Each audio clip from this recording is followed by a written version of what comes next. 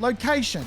It's an important concept, and I've spoken about this before, but I thought this year really proves the point that location growth is really, really important when it comes to real estate.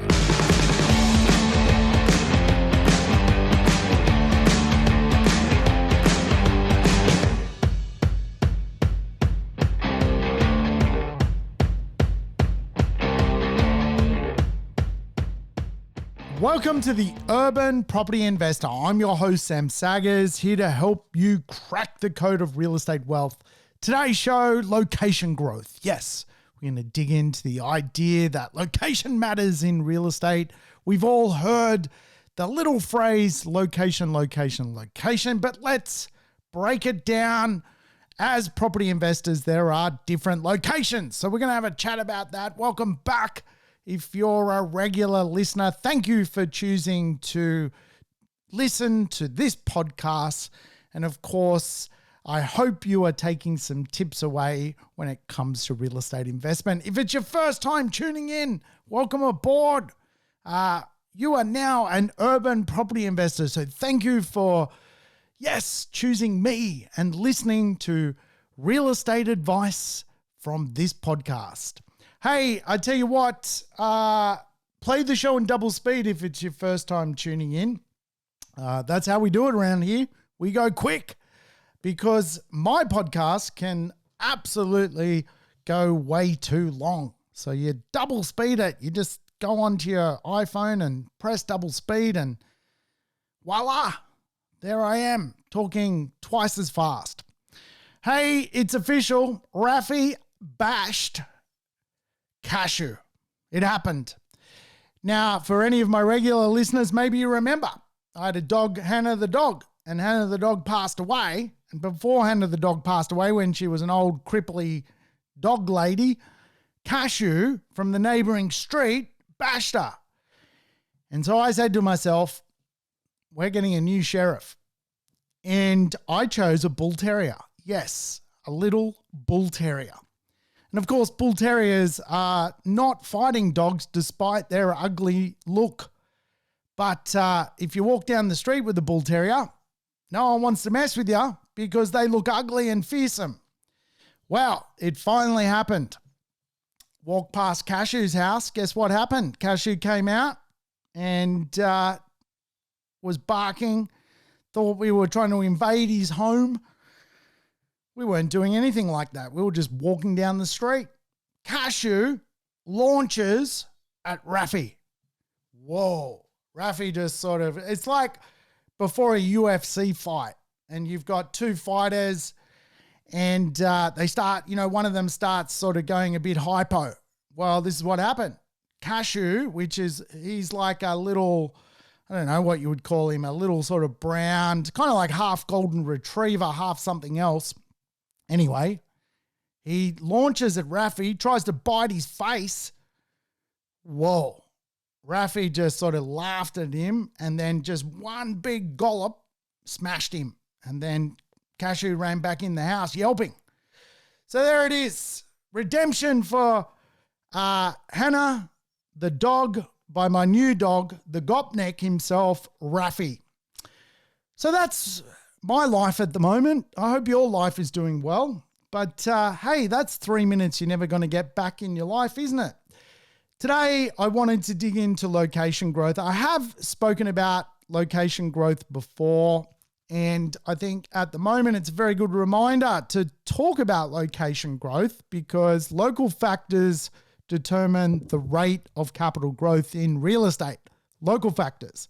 Macro factors really determine the health of growth. Local factors determine the rate of growth.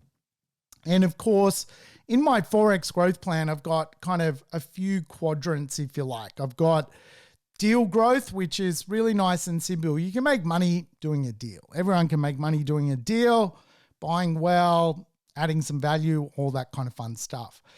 Of course, I've got macro growth as a massive growth driver, the health of growth of an economy, pie economics, population infrastructure, and of course, jobs.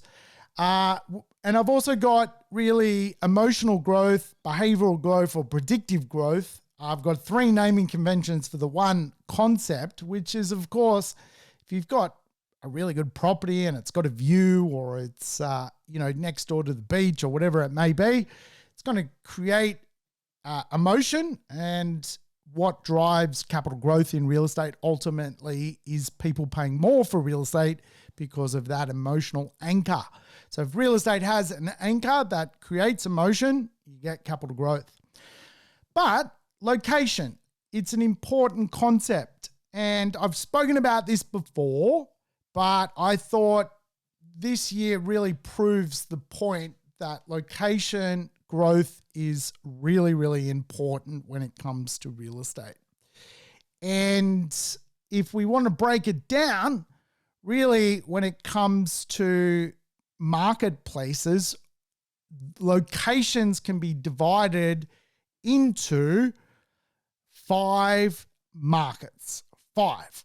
Yes, there are 5 location markets. Does that sound confusing? Because often when we think about markets, we're thinking about the Brisbane market or the Queensland market or the Melbourne market. If I was to break down the Melbourne market, there are actually 12 different locations in Melbourne by geography. In those 12 locations, there are 5 localized different styles of market. And of course, there is no right or wrong. It's just they are different. And I want to go through the difference in marketplaces so you can understand how real estate links to those areas. Now, again, there is some real fundamentals to different places. So I'm going to start with the first one. The first marketplace is known as aspirational suburbia. It's a really, really important place for capital growth. Sometimes also known as the aspirational middle ring to real estate. Remember, there is the inner ring, the middle ring, and the outer ring. They are all different pockets of real estate investment. The middle ring, i.e. suburbs, say 15 to 35 kilometers to the CBD, depending on how big a city is typically where you get families with a bit of wealth looking to live because it's close to the infrastructure efficiency of that particular city. The middle ring is one of the best places to own real estate, and it's driven off aspiration. Remember, when it comes to real estate, there are really 4 areas where money is linked to location, or 4 dynamics where money is linked to location. There is the prestige market, which is obviously multi-million-dollar real estate. There is the aspirational market, whereby real estate ends up becoming even more aspirational, or even can drop into the prestige section of the market. There is the affordable pocket of real estate, affordability suburbs. They can be broken down into 2 groups, affordable and basically no choice, and affordable and highly livable. In other words, there's still a lot of emotional reasons why people would want to buy there. Even though it's affordable today, it's highly livable and will then become eventually aspirational. Then there are suburbs, whereby the area itself has a lot of disinvestment. It's really the broke end of town. So if you were thinking of the Monopoly board, and I've done an episode on the Monopoly board, you're just thinking, wow, you got 4 pockets to it. You've got prestige, where Mayfair and Park Lane are. You've then got aspirational, where Trafalgar sits. Then you've got the sort of purples and oranges. That's basically affordable. And then you've got, Old Kent Road, and that's the broke end of town. No one ever wins Monopoly buying Old Kent Road. So that's how it works. And so the first marketplace when it comes to choosing a location is what is known as aspirational middle ring, or aspiration suburbia, or an aspirational marketplace. It's as simple as that.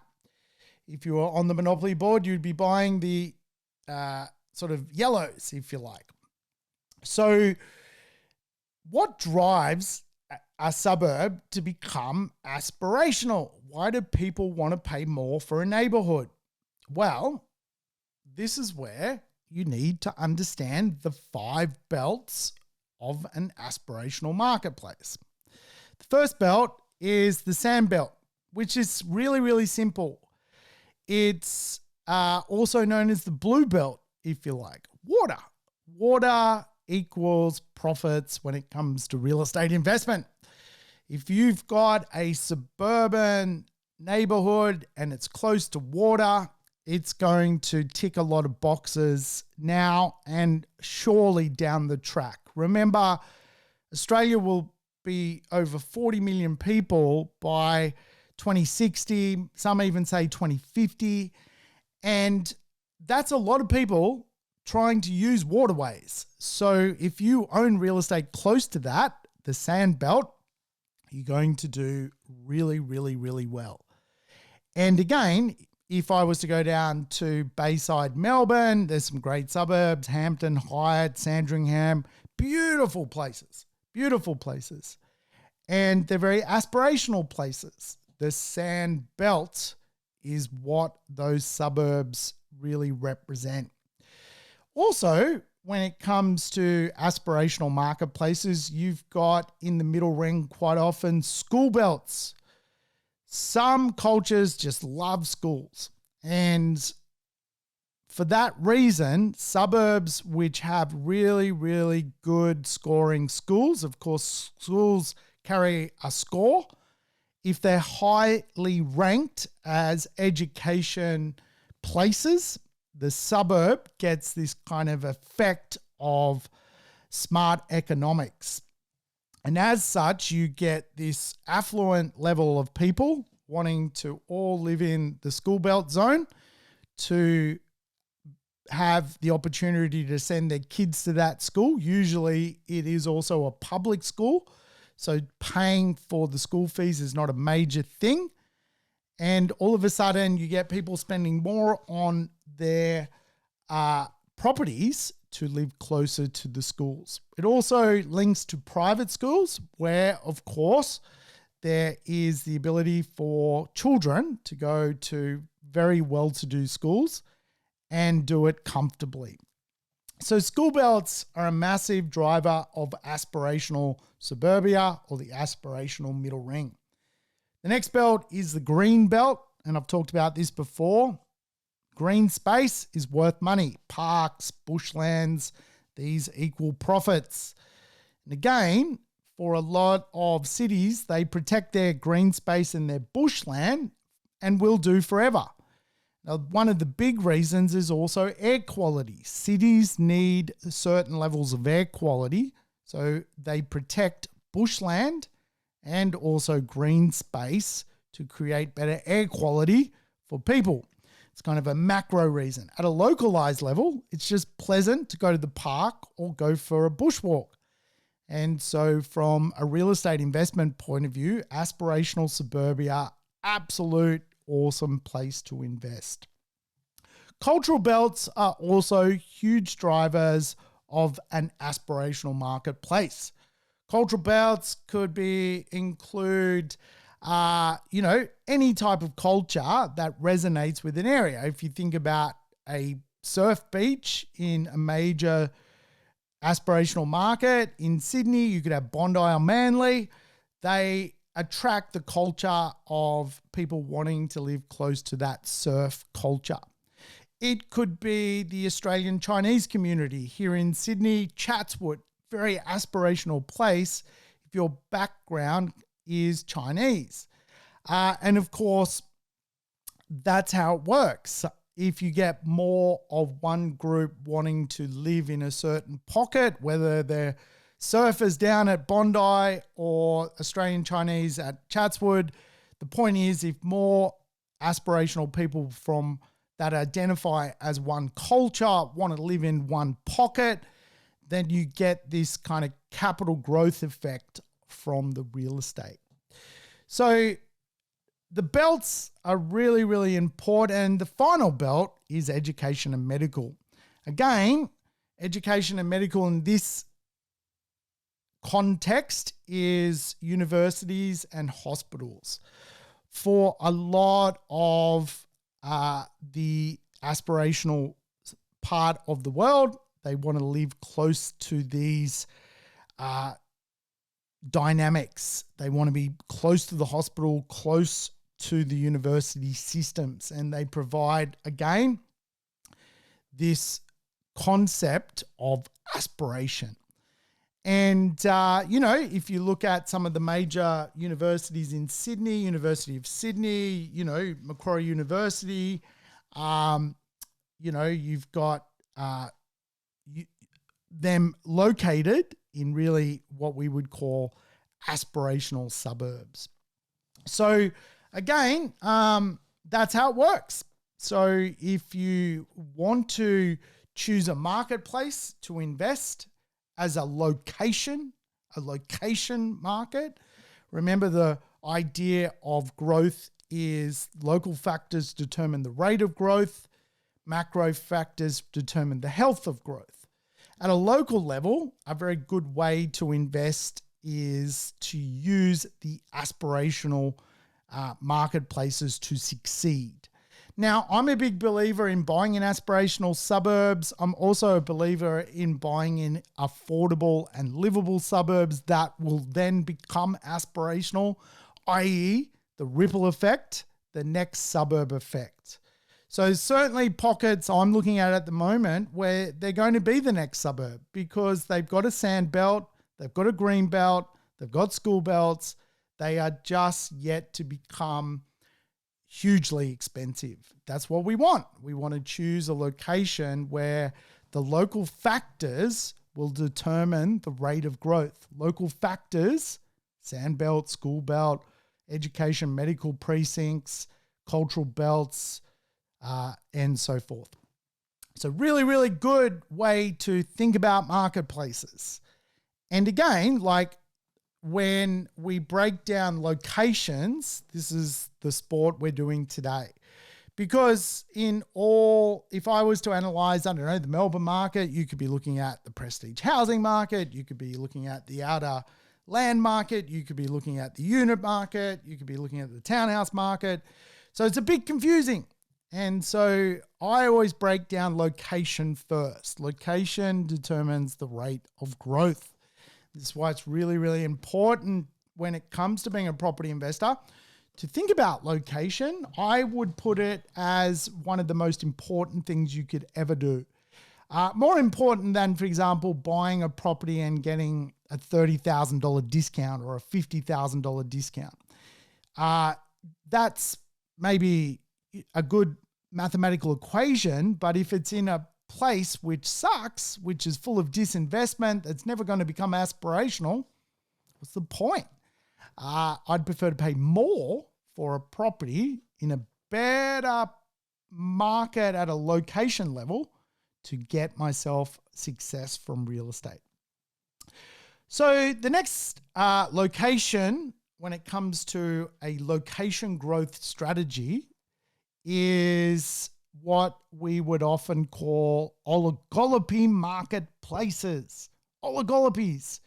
Yes, I have mentioned this before. And maybe this feels like, you're turning back the clock and we're repeating. But I need to have this conversation because I don't know if I feel like I've done it well in the past, and I feel like this is really, really interesting information when you really break it down. And I've spent my whole life learning this and being successful as a property investor. Oligopoly markets. Now, an oligopoly is just the concept that the seller is in charge and never loses market share.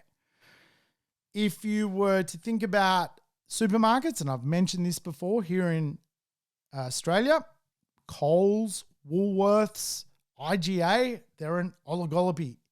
They really do not lose market share. There's no such thing really as people going to the local supermarket. It no longer exists. Australia is not 7,000 supermarkets. It is really 3 to 4 major supermarket chains, probably including Aldi.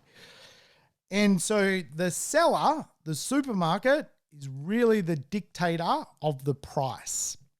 Really, there is no competition to affect them when it comes to price. They have pricing power and can do what they want. Now, again, some suburbs are basically oligopolies. They have discretionary wealth within those neighborhoods. If they sell a property, they dictate the price more so than if there's always more people wanting to buy in those suburbs than stock ever being sold. So the seller is always in charge. And generally what happens when a suburb becomes an oligopoly, it becomes a very tightly held place. It's almost difficult to get in, and you're going to have to pay the privilege to be part of that location as a buyer. Now, again, for a lot of people, they go, well, why would I pay for the privilege to buy something? Well, once you own it, you become the master and you become the person in charge of the neighborhood and the price of real estate. So you control a very, very, very secure asset. And again, quite often we refer to many suburbs as NIMBY suburbs, where there's no development, where there's not ever going to happen in a suburb's backyard. NIMBY, not in my backyard.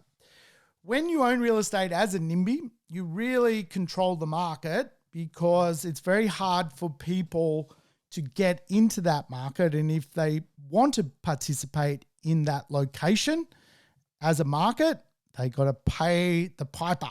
They got to pay the price.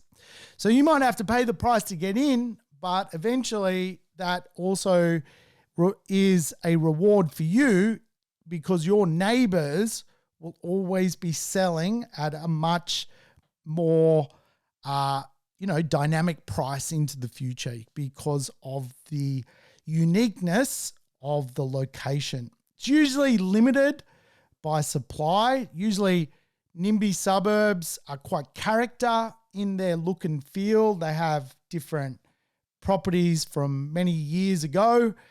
There's a lot of nice architecture in those oligopoly NIMBY-like suburbs, and they tend to do very, very well. Again, if you can afford them, great property places to invest.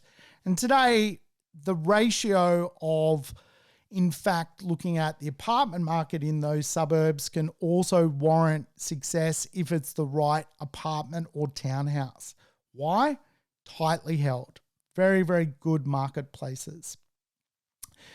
The next location that I think is really important to consider is if you're an investor, you could consider a monopolized market, a monopoly-based marketplace.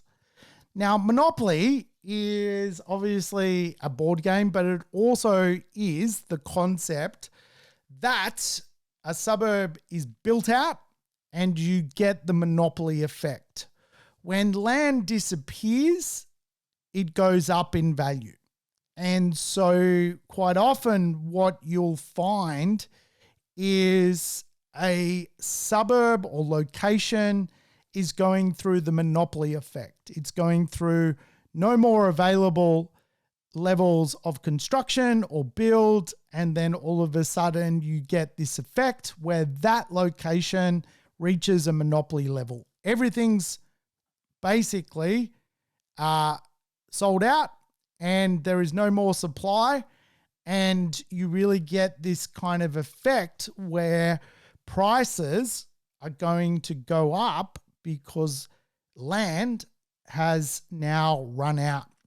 What I like looking for in real estate, and I do this a lot, is really the next place to run out of land to get the monopoly effect. And I think it's a brilliant way to make money, because once a suburb gets monopolized, it goes up in value. And whilst it's not monopolized, it's still good value.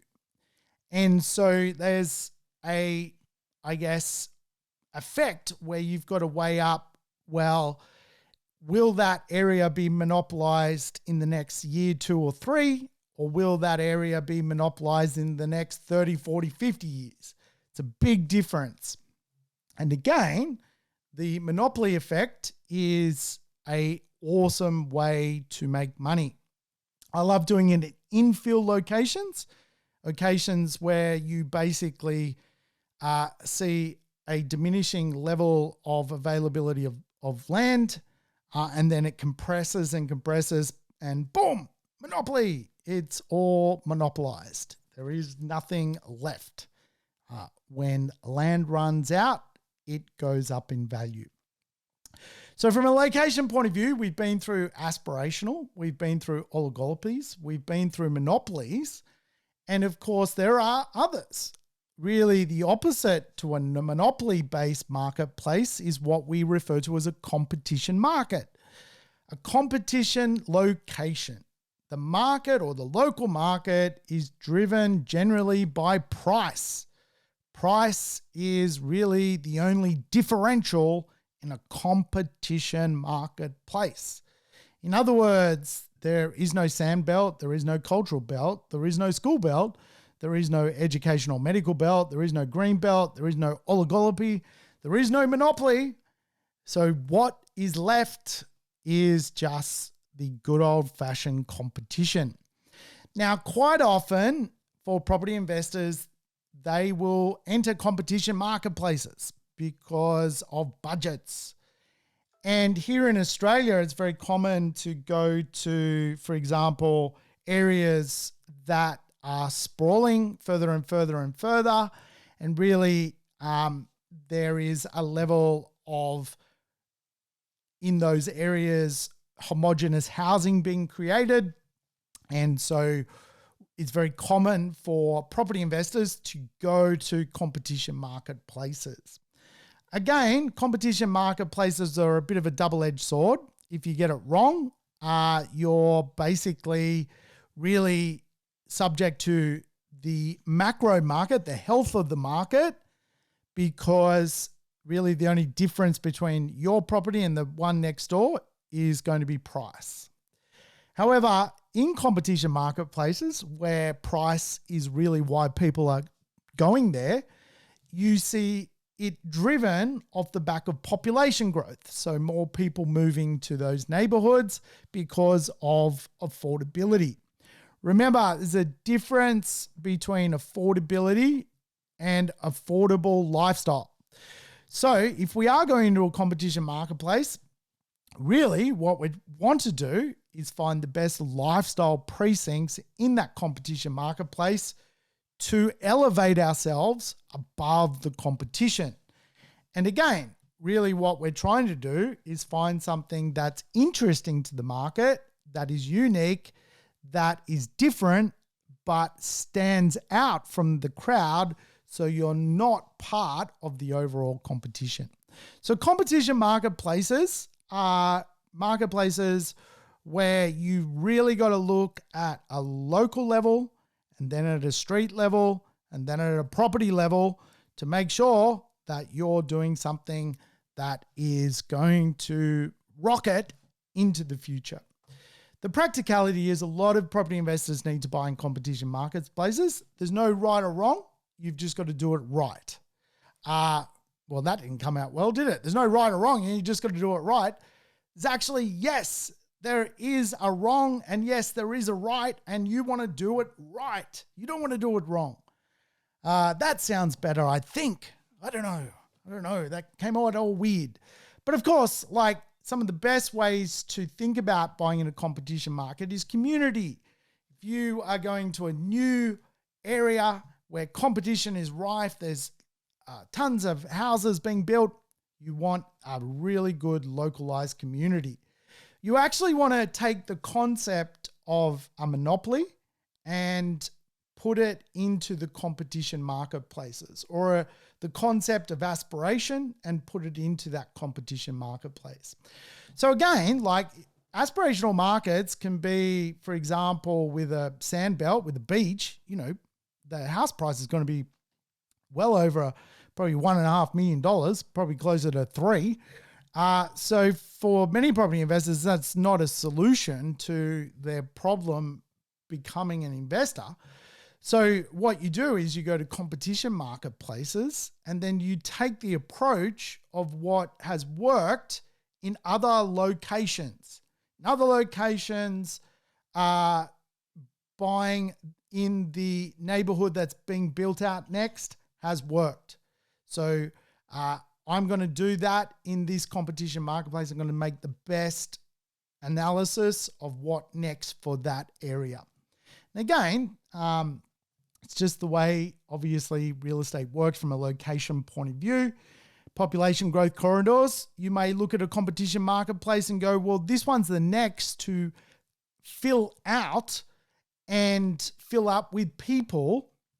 So it is closer to the monopoly effect than, for example, the next subdivision 5 kilometers down the road, which is going to take 25 years to fill up. So that is the concept, all right? And so it's a very good concept to understand. We want to be closer to monopoly than further away if we can afford it in our budget.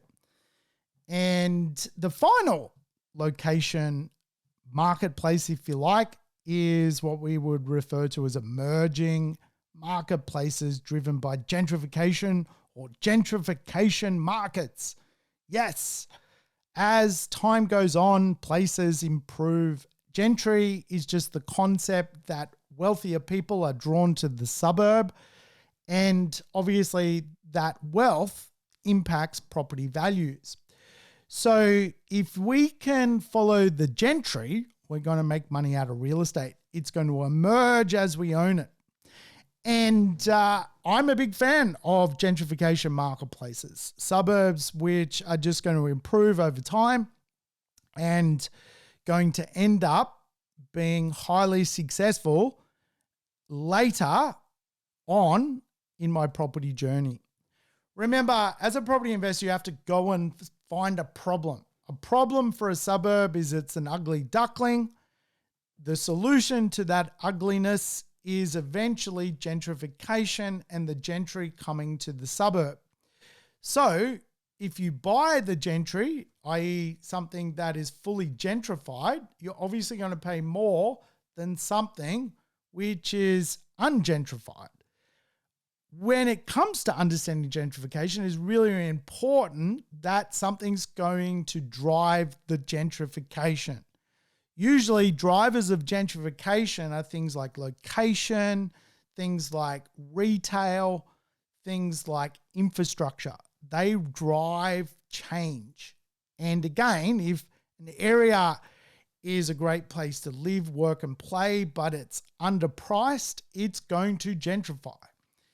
And I've done whole podcasts on the gentrification cycle. There's actually 8 parts to the gentrification cycle. I won't get into that today because we'll go down a rabbit hole. But obviously, when it comes to the concept of a location which is going to gentrify can make a lot of money. Now, think about your suburbs where you live. If you cast your mind back 15 years and you thought of an ugly suburb that today is a nice place to live, that's pretty much the concept we're talking about. And really, gentrification, if you like, when it comes to a marketplace can be broken down into a few sections. I like, for example, place gentrification, suburbs where everyone wants to go to. They are places. They are interesting areas for people to meet. They are full of life. And when you think about how a city works, there are so many different suburbs, but only a few suburbs are actually places, and places attract people. In Melbourne, you could say Fitzroy and Collingwood are place suburbs. They are gentrifying because of they are the place to go to. There are others that are emerging as the next Collingwood and Fitzroy. There are others in Brisbane emerging as the next New Farm. Others in Sydney emerging as the next Surrey Hills. Your job is to work out where they are and use the next suburb effect. They are the next one to gentrify. So gentrification is a great location growth strategy. You can see it when it comes to its success. It's proven. There's a lot of evidence, if you like, that it works. If you go back and track the performance of a suburb that gentrifies, the evidence is unequivocal that you get a result from that investment strategy. If you look at monopolized markets, the evidence of land running out and prices going up, it's there. You can see it. It's how it works. If you go to oligopoly markets, you can see that they are the price they are because every 10 years, someone has got a shit ton more money and is prepared to pay for the best real estate in town. We know that there is also evidence that buying close to the beach or park or schools or green belts or ed-med belts or cultural belts drive location growth. We know this. It's there. You can look it up. You can Google it. It's as simple as that. And of course, in competition markets, which for many people they have to invest in, you use the principle of the other four. I'm going to a competition market and I'm going to look for the next suburb to gentrify. I'm going to go to a competition market. I'm looking for the next suburb to monopolize. That's how it works. So again, from a location point of view, you can break down the market.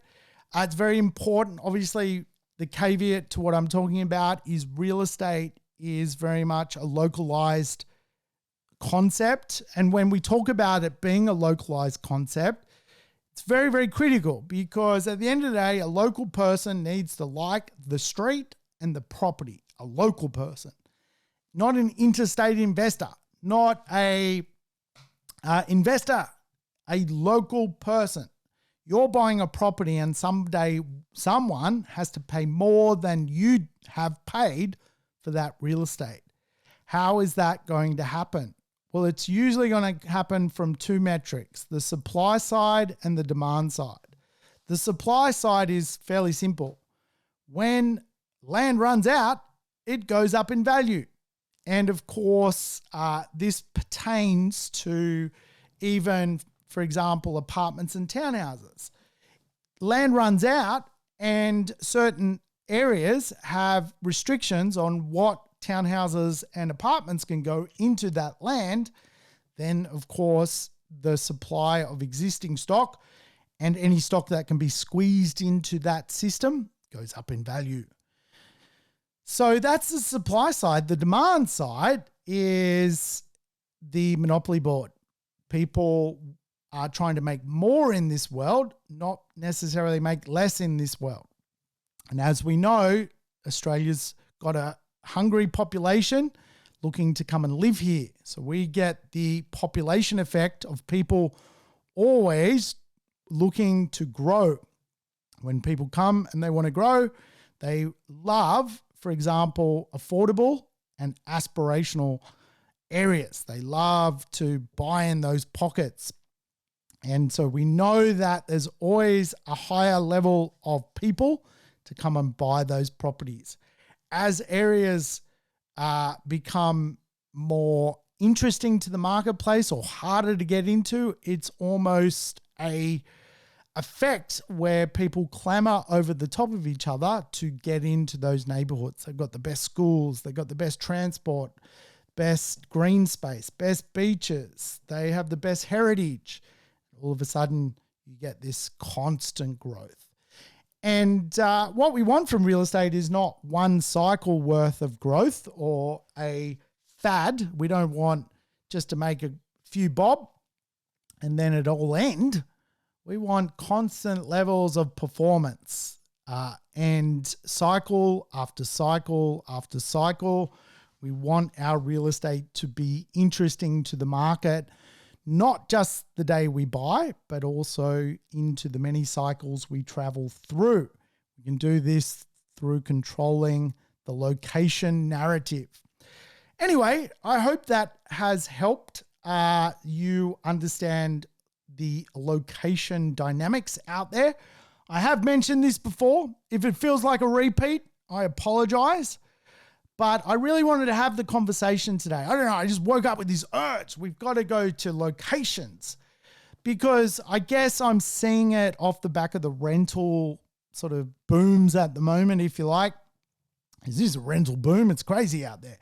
I'm seeing like oligopoly markets, like the rents are just through the roof. Markets where they have reached monopolized state, the rents are just growing and growing and growing. So I guess I'm like super, super fascinated with the results of this stuff, and results matter. And the results are happening, in these locations, which I've certainly identified and broken down. Now, I will say that of the 5 locations I've talked about today, there are others which I have not talked about. Areas where you would not go, the wrong side of the tracks, the broken suburb, the neighborhood effect location. Neighborhood effect is just diminishing levels of interest in a neighborhood. I haven't mentioned those locations. There are 4 or 5 other locations where I could talk to you about them as places not to invest. They are broken window neighborhoods. They literally are not pleasant to invest in. From a location growth point of view, if you stick to my 5 and with competition markets really narrow it down, you're going to be home and host. If you go to a dying town, a dying suburb, a neighborhood effect suburb where the location is diminishing in value because its appeal is being broken, then you're going to run into trouble when it comes to real estate investment. And there are plenty of lower, really just broken socioeconomic locations where everyone's broke and they live there because they are what I call a no-choice location, So it's very, very critical that you play the game, and hopefully I've given you a reminder. Today is a reminder. Yes, sometimes I, want to give you fresh content, but then I think, you know what? We should just remind people that sometimes understanding locations is critical to the game of property investment. You don't want to be the person that woke up 20 years from now owning real estate in a location that has done nothing or gone backwards over time. And of course, there are Ponzi locations which are driven really by no reason other than retirees just going there. That's the location. They're a retirement zone. Young people don't want to live there, but old people need to fall asleep and pass away in those suburbs or towns. Dying locations, Ponzi locations, the neighborhood effect locations, broken window locations. Geez, man, you go to those neighborhoods and there's always one house which has just recently been burnt down. I wouldn't suggest going there. They are broken. So buying real estate is important. And, I said this the other day, cheap is not a formula of economics. It's not. You want to control the supply side and the demand side, not just buy something because it's in your budget in a weird place, weird locations, like weirdo. We don't want these places in our portfolio. We want really mission fit, healthy locations, aspirational suburbs, oligopoly suburbs, monopoly suburbs, emerging gentrification cycle suburbs, and competition suburbs with the right elements where we're nabbing a bargain and it's going to change before our eyes. All right, folks, that's it from me today. Thanks for tuning in to the Urban Property Investor. Rate the show, put a little review. We need reviews. Hey, thanks for tuning in. I'll catch you next time. Thanks for tuning in to the Urban Property Investor. To never miss an episode, make sure you subscribe to the podcast on your favorite app or on YouTube. I would love it if you could give the show a rating and share it with your friends and family. In between episodes, you can always keep in touch with me by connecting on social media over Facebook, Instagram, or LinkedIn. Until we meet again on the next episode of the Urban Property Investor, take care and bye for now.